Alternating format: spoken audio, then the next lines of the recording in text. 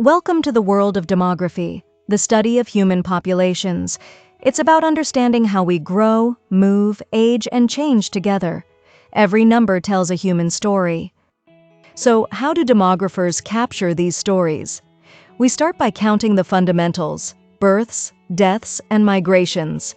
But we never forget that behind each statistic is a real person, a family, a community. To make sense of all this data, we use powerful tools. One of the most important is the population pyramid, which shows us the age and gender structure of a society at a glance. These pyramids reveal so much. See that wide base? That's a youthful population full of children. Now look at this narrow base with a wider top. That's a society growing older. Same tool, completely different futures. Let's zoom in on what shapes these pyramids. First, fertility, the average number of children each woman has. Even small shifts here can transform a nation's trajectory over just a few decades. Then there's mortality and life expectancy. How long people live reflects the quality of healthcare, nutrition, and living conditions. When life expectancy rises, entire population structures shift.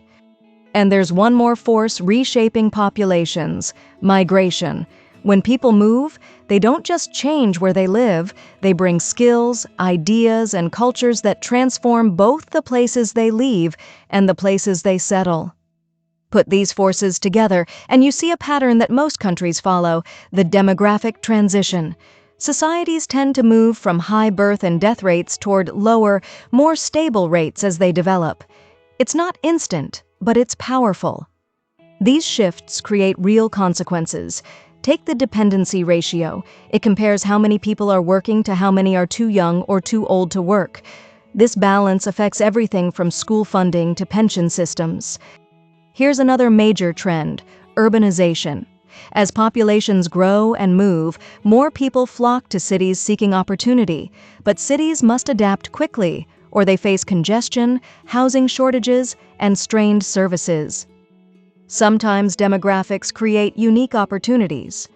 A youth bulge, when there are lots of young people entering adulthood, can spark incredible growth.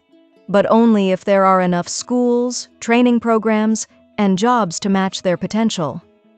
On the flip side, aging societies face different challenges. Healthcare and pension costs rise, but there are also benefits: experienced workers, strong institutions, and stable, mature communities. Now, why does all this matter beyond theory? Because governments rely on demographic data to plan the essentials: schools, hospitals, roads, and housing. These aren't abstract decisions. They shape how we live every single day. Businesses pay attention too. Companies analyze population trends to decide where to expand, what products to develop, and who to hire. Demographics drive markets. Of course, with all this data comes responsibility. Good demography respects privacy and treats people with dignity. It's about understanding communities, not reducing individuals to numbers or labels. So here's the bigger picture. Demography is more than statistics. It's a map of our shared future. When you understand these patterns, you gain the power to help shape a better tomorrow for everyone.